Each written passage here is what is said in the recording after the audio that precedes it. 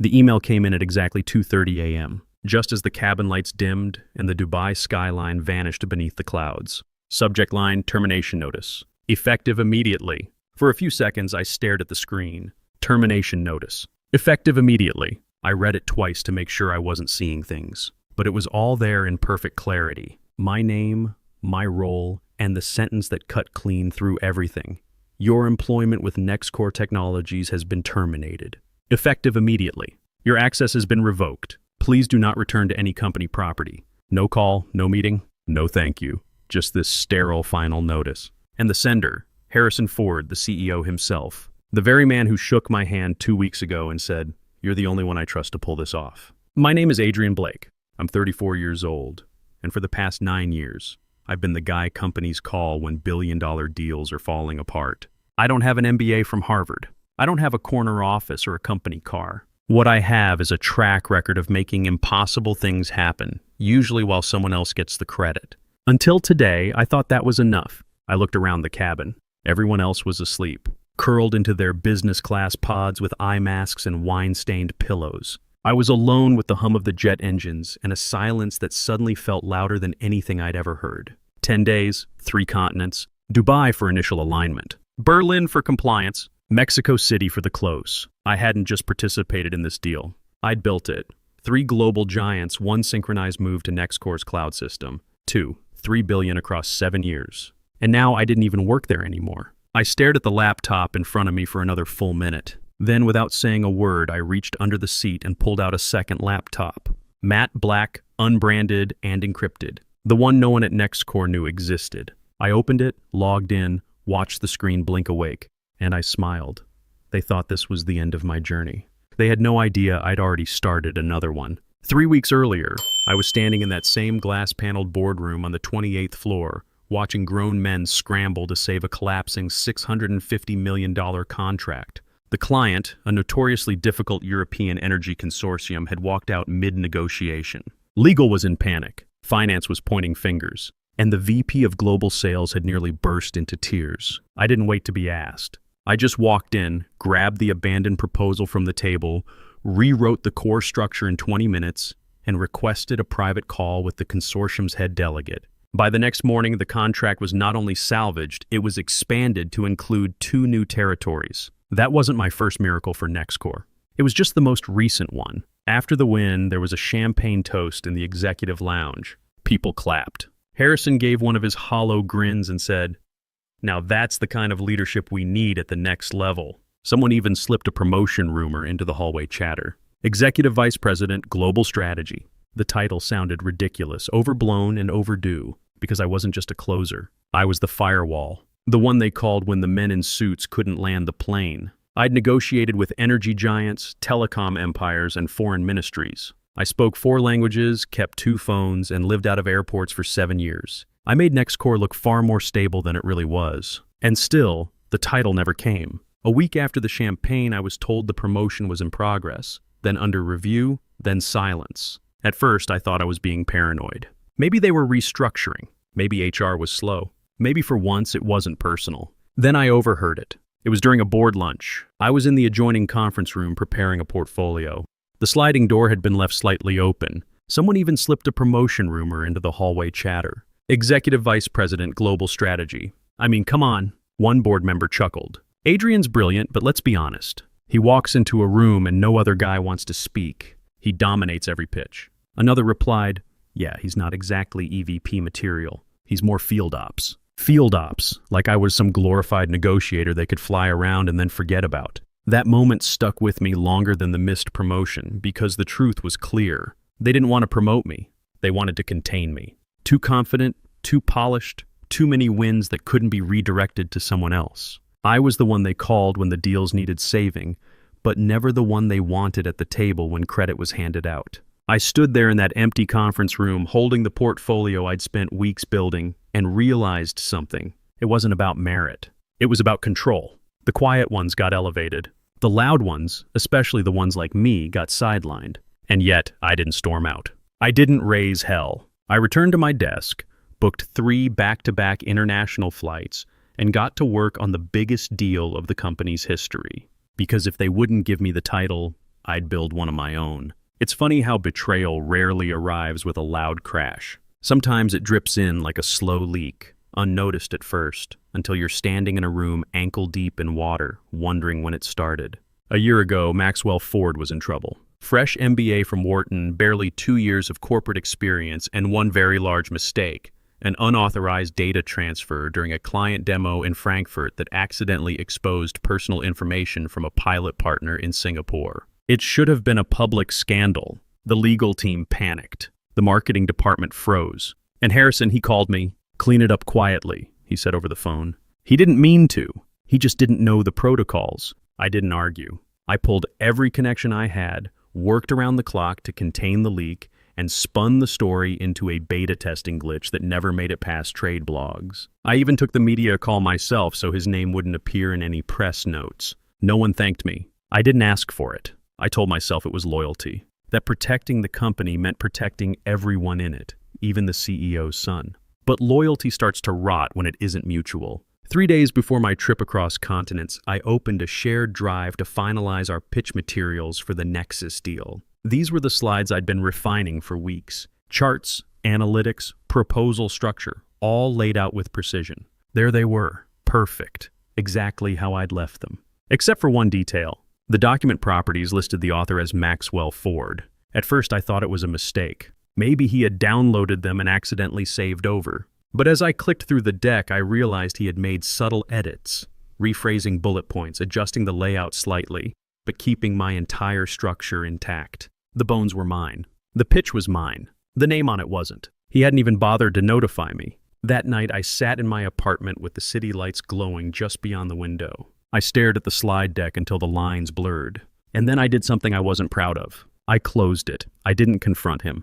I didn't message Harrison. I didn't tell a soul. Because deep down, I already knew what would happen. They'd dismiss it as collaboration. They'd say I was imagining things. Worse, they'd think I was being territorial. So I said nothing. I packed my bags. I finalized my flight routes. And I told myself it didn't matter. But it did, because the hurt wasn't loud. It didn't explode. It seeped in slowly every time someone praised his strategic clarity. Every time I sat in a meeting and watched him recite my words like they were his. I had protected him, covered for him, saved his reputation, and now he was erasing mine. I've never been one to panic. Not when deals collapse. Not when executives melt down in boardrooms. And certainly not when my own future begins to shift beneath my feet. So when I realized the promotion wasn't coming, when I saw Maxwell's name on my slides and felt the weight of erasure pressing in, I didn't yell. I didn't storm out. I pivoted quietly, strategically.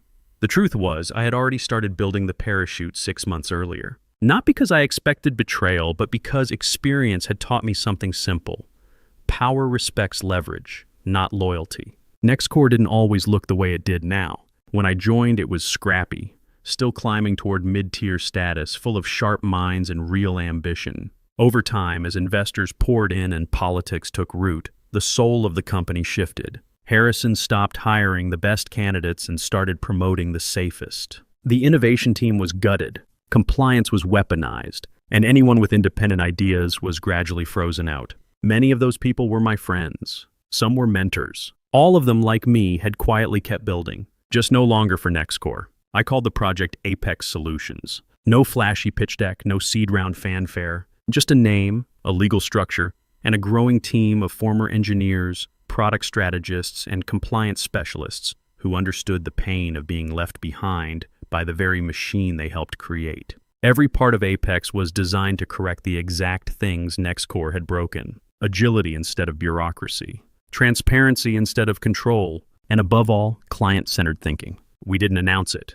We didn't need to. It wasn't a revenge company. It was a future waiting to be activated. Still, I kept it quiet. I was still under contract, still earning their trust, and I had no intention of burning a bridge unless someone else lit the match first. That moment came sooner than I expected.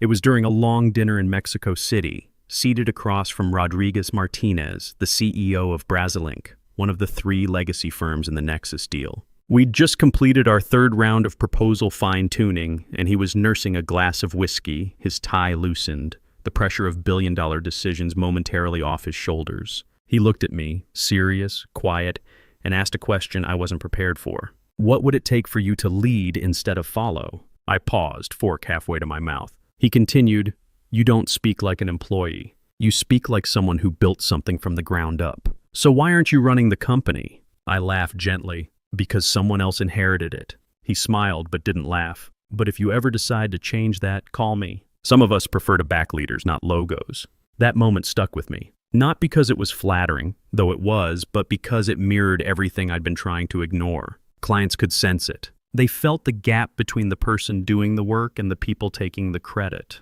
They saw the same things I did: the political appointments, the weakened innovation, the strange silences after strong results. And they were watching me, waiting. When I returned to New York, I didn't tell anyone what Rodriguez had said. I didn't tell them about the side calls I'd begun receiving from Technova's procurement director, or the subtle inquiries from Eurolink's legal team about alternative partnership models. But I did expand Apex's charter. I scheduled quiet meetings with my core group, former legal lead Jenna Park, systems architect Raheem Silva, and ex-finance strategist Noah Tan. We didn't use company emails. We didn't meet in offices. We met in apartments, over dinner, on encrypted channels. Every piece was falling into place. NextCore thought I was their closer, but I had already started something they couldn't see. A company that didn't need to close deals with power, but with purpose. If anyone had walked into the executive ballroom without context, they would have thought it was a coronation. Gold linens, crystal chandeliers, a live quartet playing softly in the corner.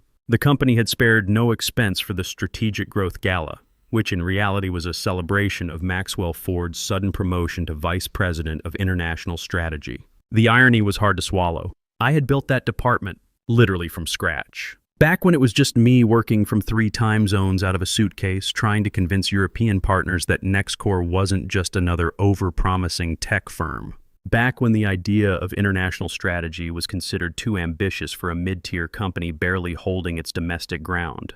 I had carved that path with grit, late-night flights, and fluency in 6 different acronyms. And now I was standing under a chandelier, smiling through my teeth, holding a champagne glass I hadn't sipped from, pretending to toast the man who had taken my title, my team, and my narrative. Maxwell was radiant, of course.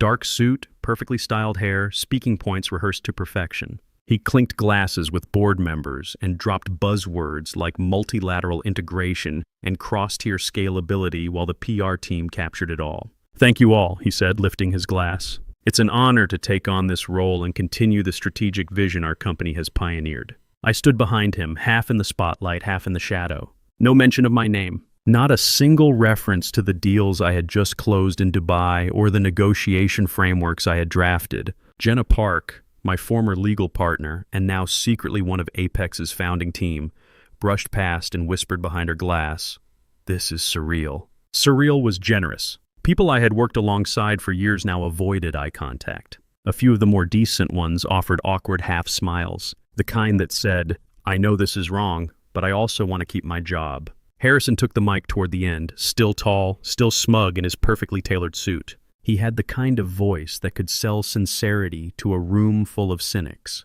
"We've watched Maxwell grow into this role," he began, "and I can think of no one better to lead our most important initiative yet, our global expansion through the Nexus partnership." I froze, the room clapped.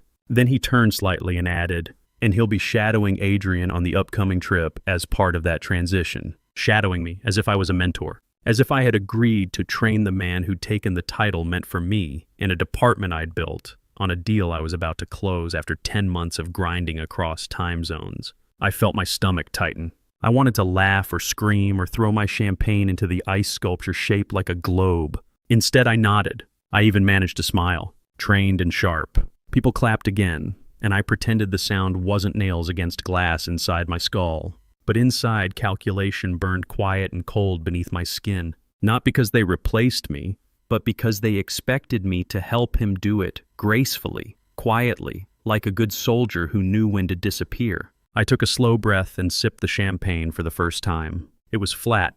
Maxwell turned and leaned in, all warmth and performance. "I hope we'll have time to talk through the Mexico City structure before the meetings. I'm still trying to catch up on some of the European details." "You should," I said calmly.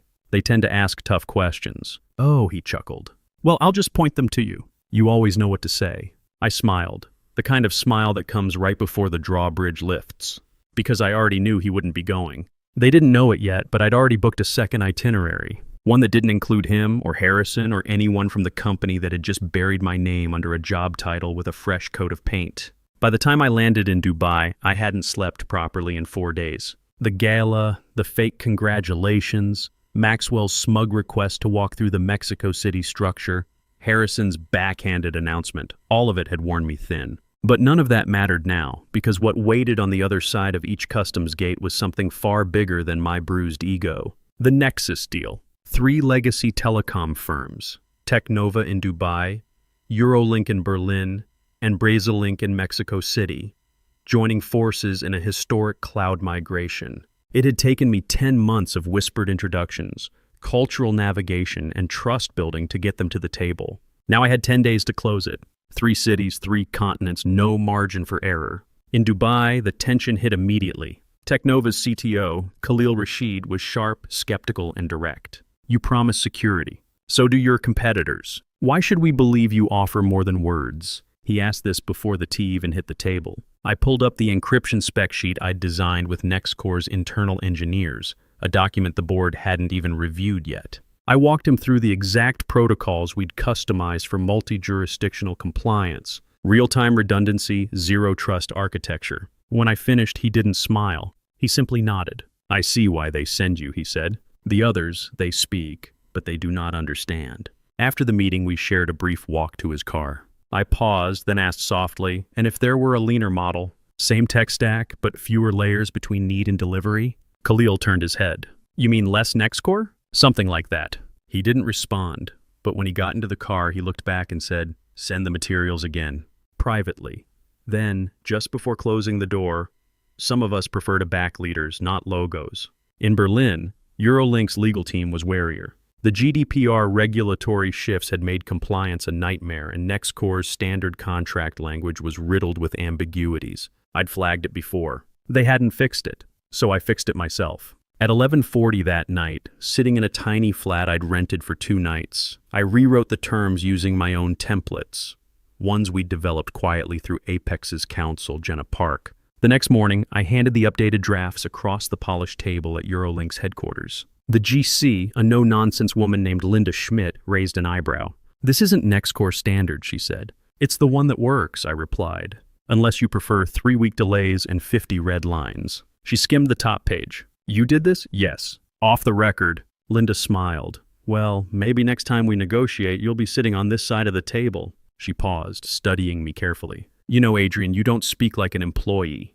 You speak like someone who built something from the ground up. Makes me wonder why you're not running the company instead of just representing it. I felt something flicker inside me. She wasn't just impressed. She was suggesting something, wondering out loud why I wasn't already the one leading the company I claimed to represent. And she wasn't the only one. By the time I landed in Mexico City, I was running on caffeine and willpower. The Brazil meeting was the final leg. Financial structure, revenue share model, data sovereignty, all the red flags in one room. And worse, Maxwell was supposed to be there. Supposed to shadow me. He didn't come. I knew he wouldn't. I had changed the itinerary last minute, rerouting myself through Argentina, ensuring no internal team could track my movements in real time. NextCore thought I was flying in a day later. I was already on the ground, already working. The meeting with CEO Rodriguez Martinez lasted 4 hours. He grilled me on risk thresholds, capital exposure, and long-term support models. When I held firm on the numbers the board had fought me on, he finally leaned back and exhaled. I trust you, Adrian, he said, tapping the table. But I don't trust NextCore. You know that, right? I do, so if this falls apart later, it won't. He looked at me carefully. Unless you leave. That's when I leaned in. And if there were a way, I said, keeping my voice low, for you to get this deal without that risk, without the politics, the noise, the bottlenecks, would you be open? Rodriguez didn't blink. You know the answer to that. He leaned forward, lowering his voice. Adrian, I've been in this business for 20 years. I've seen a lot of smart people get crushed by companies that don't deserve them. You're too good to be anyone's second choice. 3 cities, 3 meetings, 3 quiet seeds planted. And in each one, the same pattern. Skepticism toward NextCore. Trust toward me. Not the logo, me. I carried the weight of the company across hemispheres, across time zones, across fatigue. I answered questions before they were asked, rewrote contracts on my own time, and stood between billion-dollar doubts and billion-dollar commitments. But I wasn't just closing a deal. I was opening a door. The cabin lights dimmed just as we crossed the equator. I had been staring out the window, the vast darkness below stretching endlessly. When I opened my laptop to review the Mexico City meeting notes one more time, the contract summary was pristine. The numbers matched. The client was in. The deal was done. It should have been the proudest moment of my career. Instead, the screen glitched. The internal server booted me out. I tried again. Access denied. I clicked into Slack. Session expired. My company calendar disappeared. My Outlook went blank. Then an email. Subject, termination notification. Effective immediately. Sender, Harrison Ford. I read the first line and my chest tightened like a vice. Adrian, effective immediately. Your employment with NextCore Technologies is terminated. All credentials and accesses have been revoked in accordance with HR protocol. Please refrain from engaging with any company clients or partners moving forward. No salutation, no gratitude, no explanation. Just a knife slid quietly between the ribs, 35,000 feet in the air. For a moment, I sat completely still. The flight attendants moved quietly down the aisle, collecting half-empty wine glasses from the late-night service. Around me, the other business travelers slept beneath beige blankets, blissfully unaware. My laptop screen blinked again, this time going black. They'd locked me out of everything. I reached for my phone. Same result, VPN blocked. Credentials invalid. Even my internal contacts list was gone. They had erased me. No warning, no meeting, no chance to defend my role. This wasn't a restructuring. This was an execution. And the insult cut deeper than the decision itself. They didn't even wait until I landed. They didn't have the decency to look me in the eye. They fired me in silence while I was midair, alone, after closing the biggest deal in company history. I should have felt rage, and maybe, in some distant corner of my gut, I did. But mostly I felt insulted, not because they let me go, but because they thought I was disposable, replaceable, powerless. They fired me like someone who hadn't just carried their entire international growth strategy on his back. They thought cutting access would cut control. They thought revoking my email would revoke my influence. They thought I had no backup. They were wrong. 6 weeks earlier, long before Harrison's quiet power plays, before Maxwell's fake promotion, I'd followed protocol and initiated a private backup of my Nexus deal notes. The legal team had approved it as a precaution, standard for high-risk deals conducted across borders and languages. I had it all. The pitch decks, contract versions, financial modeling, call transcripts, even handwritten client feedback. They said I had no right to engage with clients. They forgot I was the only reason those clients were still engaged at all. I reached under the seat, pulled out the matte black laptop I never synced to NextCore systems, and placed it on the tray table. It hummed quietly to life. Encrypted, offline, untouchable. The wallpaper glowed in the dark cabin light. A simple logo, half-finished. Apex Solutions. I opened the encrypted folder. Everything was there. Each market strategy, every clause, and every version of every contract. Secure, legally sound mine. The fury finally flickered. But not as fire, as resolve. Harrison hadn't just fired me. He'd freed me. They thought cutting me loose midair would break me, but all it did was cut the rope holding me back. I opened a clean document, placed my hands on the keyboard, and typed 3 simple words. Let's begin. Then I closed the lid and leaned back. Outside the window, the sky was still pitch black. But for the first time in months, I saw a clear horizon. The city looked the same. From the back seat of the taxi, I watched the skyline crawl past. Steel and glass towers soaking in late morning sun. Yellow cabs weaving in and out. Pedestrians rushing with coffees and phones like nothing had changed. But for me, everything had shifted. It was 8:40 a.m. when we pulled up to the NextCore headquarters. I paused before getting out, staring at the building I'd entered almost every day for the last 9 years. It looked smaller than I remembered. Or maybe I was just seeing it differently now. Less as home, more as a place that never truly belonged to me. As I stepped into the marble-floored lobby, the security guard, Daniel, who used to wave me in with a grin, froze. "Mr. Blake," he said, shifting awkwardly. I wasn't told you'd be coming in today." "I wasn't told I wouldn't be," I said calmly, holding up my badge. I pressed it against the gate. Nothing. Red light. "Access denied." Daniel winced. "I'm really sorry. It's just HR flagged the system this morning." I nodded. I didn't argue. It wasn't his fault. He looked more uncomfortable than I did. But as I stood there, half in and half out of the place I had given the best years of my life to, a strange feeling washed over me. Not rage, not grief, just displacement. like I was a ghost haunting a life that no longer existed. I waited for the elevator anyway. The receptionist didn't greet me. She barely looked up. Someone else had taken my name off the board outside the 27th floor meeting room. The digital display now read Strategic Integration, VPM, Ford.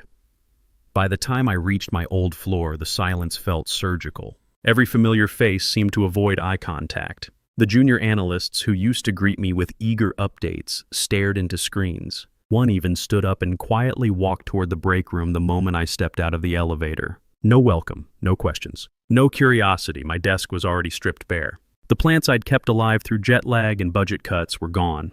The framed client thank you letter from Eurolink had vanished. Even my chair had been replaced with a newer one, the tag still hanging from the back. I stood there for a moment, staring at the vacant surface where my entire professional identity had once lived. My nameplate had been removed. Not moved, removed. On a table nearby, I spotted a copy of the internal newsletter. The headline read, Maxwell Ford to lead Nexus partnership in global expansion push. I picked it up and scanned the article. Following Adrian Blake's transition out of the company, VP Maxwell Ford will assume full control of the Nexus client integration strategy. Transition, a sanitized word for what had happened. No acknowledgement of the man who had built the deal, flown across 3 continents to negotiate it, or personally salvaged 2 of the 3 contracts from collapse. I dropped the newsletter into the trash. Then I left.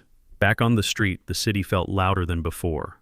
The honks sharper, the air colder. People bustled past, and none of them knew or cared that I had just been erased. I walked a few blocks to the old hotel I used to use between international flights. They knew me there. No one asked questions. They gave me a room on the 15th floor overlooking the river. I closed the curtains, took off my shoes, sat on the edge of the bed, and for the first time in days, I allowed myself to feel it. The hollow space. Not grief, not defeat, but the realization that the place I had poured myself into had never truly seen me. They had used my brain, my voice, my presence. And now, with the stroke of a key card and a press release, I had been deleted like a line in an outdated spreadsheet. But I wasn't broken. I was free. I pulled out my laptop, not the one they shut down. The other one. The black mat machine that still held the future I had started designing in secrecy. I opened the secure client portal Jenna and Raheem had helped build. The encryption was flawless. Clean, ready, I clicked open the contact list. Rodriguez Martinez, Khalil Rashid, Linda Schmidt. And then, without hesitation, I sent 3 emails. Each one had only 4 words, the door is open. The morning after I sent the 3 emails, I sat in silence with a black coffee, a croissant I had no appetite for, and my laptop opened beside me. The room was quiet. No celebration, no champagne, no inbox overload. Just stillness. But not the stillness of nothingness. The stillness before the shift. Like the sky before a storm. I knew what would be happening back at NextCore. Harrison would have walked into the Monday morning executive meeting already on edge. Maybe his assistant would have handed him a printed update about the Nexus accounts. Except this time, there would be no forward momentum. No eager messages from the clients. No check-in notes from my side. Because I was no longer on their side. And neither, it seemed, were the clients. According to Jenna, who still had friends embedded in legal, Harrison placed the first call to Khalil Rashid at 9:15 a.m. No answer. He tried again 20 minutes later. Nothing. By 10 a.m., he looped in Maxwell and the interim strategy team. They attempted Eurolink next. Linda Schmidt had always been responsive, direct, efficient. The kind of person who replies to emails within the hour and doesn't tolerate delay. That morning, the line rang 7 times before going to voicemail. At 10:40 a.m., a follow-up email was sent to her office address, a second to her legal team. Both bounced back. Out of office. Please direct all Nexus-related inquiries to your current point of contact. Except they didn't know who that was anymore. By 11:30 a.m., the panic had set in. They called Brazilink. Rodriguez Martinez's assistant answered and said he was unavailable. Unavailable today? Harrison asked. No, she replied calmly. Unavailable for NextCore. He didn't know what to say. He demanded an explanation, but none came. Instead, the line went dead. Back in my hotel suite, I refreshed the client dashboard quietly. Apex's new portal, built with Raheem's design, tracked every client interaction in encrypted logs. It wasn't just smart. It was invisible. No public launch, no flashy announcement. Just clean, secure, human-first onboarding. All 3 clients had signed into the system within the hour after my message. Each of them had scheduled exploratory sessions with the Apex team. Nothing dramatic, just quiet steps toward transition. It was all happening without noise, without confrontation, no lawsuits, no threats. Just silence, the kind that speaks volumes. The kind of silence that tells you everything you need to know about who still holds the conversation and who has lost it entirely. NextCore wasn't being attacked. It was being ignored. And for a company like that, silence wasn't absence. It was a verdict. Around 1:00 p.m., Harrison tried one last move. He had someone from investor relations reach out to all three client firms publicly, framing it as a consolidation update and requesting joint press statements to confirm NextCore's continued leadership on the Nexus project. Only one of them replied. It was a short message. No greeting, no signature block. NextCore no longer speaks for us. You do. I stared at the words on my screen for a long time. They were simple, unpolished, but they held more weight than any title NextCore had ever given me. I didn't respond immediately. Instead, I stood and walked toward the floor-to-ceiling window. The city pulsed beneath me, unaware of the quiet unraveling taking place 28 floors above, where I used to sit. The place that fired me without a voice was now losing deals in a language they no longer understood. Not loud, not public. Just gone. Jenna called that evening. They're scrambling, she said. Maxwell's panicking. Harrison thinks you're behind it all, but no one can prove anything. The clients won't return any of their calls. They don't need to, I replied. Are you sure you don't want to, I don't know, make a statement? Go public? I looked at the glowing monitor, at the new Apex homepage Rahim had just published. It didn't say my name anywhere. No founder section, no about me. Just the logo, a line of code in the footer, and a promise. What we build belongs to those who build it. No, I said softly. Let them sit in the silence a while longer. Because this wasn't revenge. This was clarity delivered without noise, and it was only just beginning. At 9:30 a.m., the press release went live. No flashing banners, no launch event, no breathless LinkedIn threads. Just a simple, elegant announcement published directly through Apex's media relations portal, distributed quietly, purposefully, and irreversibly. Apex Solutions is proud to announce a multi-continent strategic partnership with Teknova, Eurolink, and Brazillink. The agreement, valued at $3 billion over 7 years, will deliver secure, modular cloud integration across 3 regions, redefining global enterprise connectivity. For media inquiries, please contact Press Apex. Signed, Adrian Blake, CEO. That was it. No mention of NextCore. No fanfare. Just precision and presence. The emails started trickling in by 10 a.m., not from my former colleagues. From journalists, analysts, VC scouts. People who had never heard the name Apex before this morning. People who now wanted to know how a company with no website until last week had just pulled off the most seamless acquisition of 3 legacy clients in a single stroke. By 10:45 a.m., the first trade article went live. Then 2 more, then 6. By 11:15 a.m., TechWatch Global posted a headline that made me lean back in my chair, take a slow sip of tea, and smile. The silent takeover. Who is Apex Solutions, and why is everyone at NextCore panicking? Back inside NextCore's glass tower, silence turned to chaos. Maxwell had locked himself in the conference room with 3 of the junior communications managers, his voice rising just barely through the soundproof walls. Jenna had sent me a text from legal. They're trying to write a counterstatement. Harrison wants to blame external sabotage. I didn't respond. There was nothing to say, nothing to argue. Harrison hadn't been sabotaged. He had simply been outmaneuvered. The thing about building power quietly is that no one sees it coming until it's already done. They don't know where it started or how far it spread. They just know, suddenly, they're not in control anymore. That was the difference between noise and clarity. NextCore had noise. I had clarity. By 12:20 p.m., Financial Chronicle called the move the boldest silent shift in enterprise tech since Altivix's pivot of 2011. By 1:15 p.m., Apex's inbox had over 70 partnership requests and investor meeting invitations, none of which we accepted. Not yet. Not until the foundation was fully sealed. Meanwhile, the clients, Khalil, Linda, Rodriguez, stayed utterly silent. Not one press quote, not one explanatory tweet. They had no reason to explain. They had simply chosen differently. And they had chosen me. Rahim walked into the hotel suite around 2:00 p.m. with a bottle of non-alcoholic champagne and a printed copy of the press release like we were old-school startup founders. You going to frame this? He asked, grinning. I might tattoo it instead, I replied. He handed me a manila folder. Also, financials. They're already transferring implementation budgets to the new accounts. Jenna triple-checked everything. No hang-ups. I nodded and exhaled. Not with relief. With recognition. This wasn't luck. This was designed. Every move had been deliberate, every conversation planted, every client nurtured. I hadn't taken NextCore's clients. I had earned their trust while NextCore was too busy promoting power plays and empty titles. Later that evening, I got a short voicemail from a number I recognized but hadn't saved. Harrison.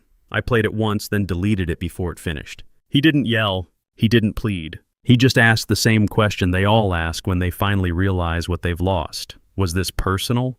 Of course it was. It was also professional. It was strategic. It was overdue. I stood by the window that night, overlooking the city. The skyline no longer felt cold. It felt earned. They had taken everything with noise. I had taken everything back in silence. No announcement, no vengeance speech. Just a name on a page, Adrian Blake, CEO. And the world watching. Not because I demanded it, but because the results spoke louder than anything I could have said. The conference room at the Global Tech Summit in Stockholm was lined with deep blue velvet curtains and polished glass tables. Luxury masking desperation. At 9:00 a.m., Harrison Ford stood at the front of room C214, flanked by his newest interim strategy lead and two compliance managers in stiff suits. The buzz outside was loud. NextCore had leaked news of a breakthrough partnership with a rising Nordic cloud firm, hoping to signal recovery after the Apex collapse had rocked investor confidence. Only insiders knew the truth. This was not a breakthrough. It was a lifeline.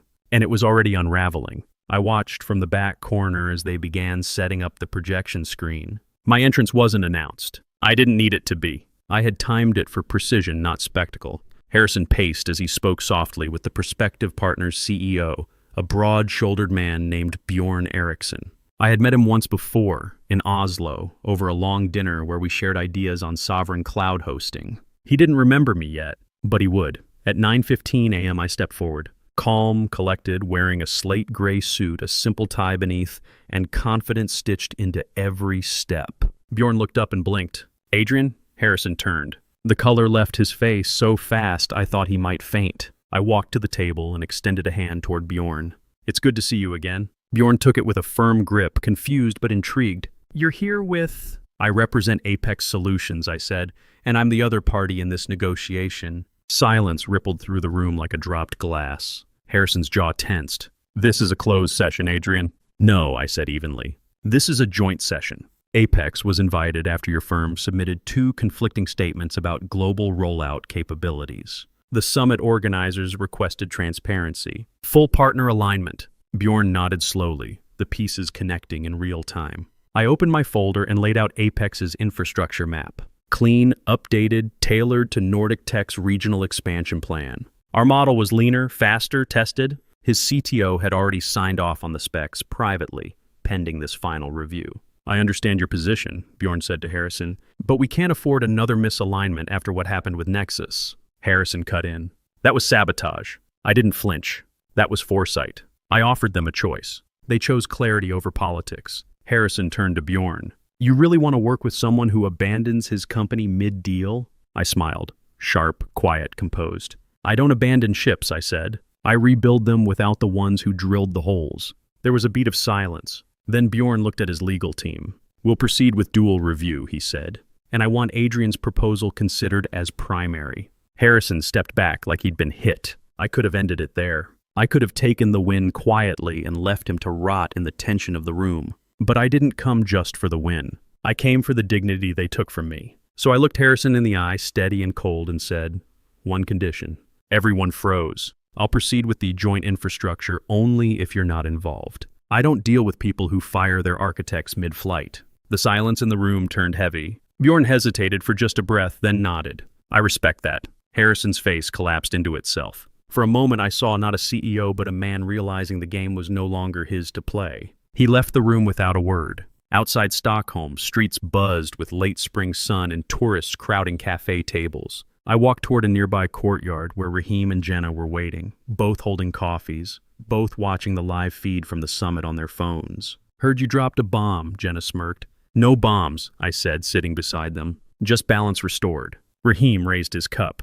To the architect. I didn't raise mine. I wasn't finished yet. But for the first time in years, I felt like my name didn't need defending, because I had walked into the room they tried to shut me out of and made it mine. At 7:45 a.m., I walked into the Apex Solutions headquarters as the morning sun poured through the tall windows, casting long lines of light across the clean, polished floors. The space was quiet, but it wasn't cold.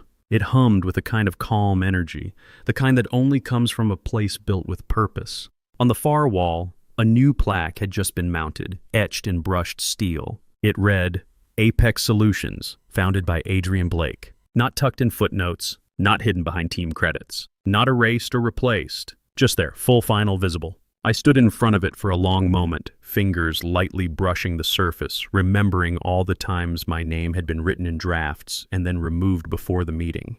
All the proposals where I did the work but someone else presented the slide.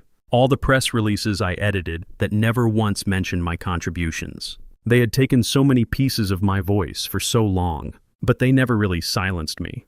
And now I didn't need to raise my voice because the building spoke for me. Back upstairs, I stepped into the boardroom. Not the sterile, chrome-heavy kind Nextcore used to favor, but one with warm wood, soft lighting, and walls that invited conversation, not domination. Linda Schmidt from Eurolink sat on one side of the table reviewing an integration timeline with Raheem. Rodriguez Martinez was on a video call in the corner, laughing about the latest soccer match between Real Madrid and Barcelona, gesturing wildly as he explained a controversial penalty call to someone off-screen. Khalil Rashid had sent a gift that morning, 3 bonsai trees to place around the office, one for each continent Apex now supported, along with a note that read, for patient growth and lasting roots. I sat at the head of the table, but it didn't feel like a throne. It felt like balance. That afternoon, I received a quiet notification on my phone. Maxwell Ford had resigned from his position, effective immediately. No formal statement, no interviews, just a single line in the industry trades. Sources say the company is undergoing a shift in leadership structure following the collapse of several major partnerships. No one asked where he went. No one really cared. An hour later, another notification came through. Harrison Ford, removed from the Nextcore board by unanimous vote. There was no scandal, no lawsuit, no meltdown on camera, just removal. A slow, quiet unraveling that mirrored exactly how they had tried to erase me. Only now they were the ones disappearing. Without sound, without legacy, without anyone fighting to preserve their place. And me? I didn't cheer. I didn't celebrate. Because this had never been about revenge. It had always been about something simpler, more sacred, reclamation. When I signed the final consolidated contract later that day, a joint agreement unifying all 3 Nexus partners under one multi-regional architecture, I didn't hesitate. I didn't think of the tootle, $3 billion. I didn't think of the headlines or the vindication. I just thought of my name, Adrian Blake, and how, for the first time, I was signing as exactly who I was. No fear, no disguise, no delusion. I was no longer someone waiting to be recognized. I was remembered by default. Because this time, the foundation had my name carved into the frame. If you've ever had your name removed from a project you bled for, if you've ever stayed silent while someone else got the credit, if you've ever been told to let it go when what they really meant was let yourself go, then hear this. You're not invisible. You're not replaceable. And you're not done. Some battles don't need fire to win. They need focus. They need stillness. They need time. And when the time comes, let your presence speak louder than your pain. The quiet ones, the builders, the architects who work in shadows while others claim the spotlight, we don't need permission to be great. We don't need titles to have impact. We don't need their validation to know our worth. But we do need to remember, our silence isn't weakness. It's strategy. Our patience isn't passive. It's preparation. Every contract you write that gets signed with someone else's name. Every client you save who never knows your role. Every late night you spend fixing what the promoted ones broke during the day. It's all building something. Not for them, for you. The foundation you're laying in the darkness, the relationships you're nurturing without credit, the expertise you're developing while they're playing politics, that's not thankless work. That's investment in yourself, in your future. In the moment when you'll stop building their dreams and start building your own, they think cutting your access cuts your power. They think revoking your title revokes your influence. They think replacing your name erases your value. They're wrong. Because the real power was never in the email signatures or the org charts or the press releases. It was in the work. It was in the trust. It was in the quiet certainty that when the performance ends and the results matter, everyone knows who really built it. If Adrian's journey struck something in you, if you've ever been overlooked, underestimated, or erased, don't stay silent. Share this story. Pass it along to someone who needs to remember their worth. Leave a comment about your own quiet victories, your own strategic patience. And if you want more stories where the quiet ones rise, where the builders become the owners, where presence speaks louder than politics, hit subscribe. Because the overlooked, the underestimated, the quietly competent, we're everywhere. And we're just getting started. Your name belongs on your work. Your value doesn't need their validation. And your time to rise isn't coming. It's here.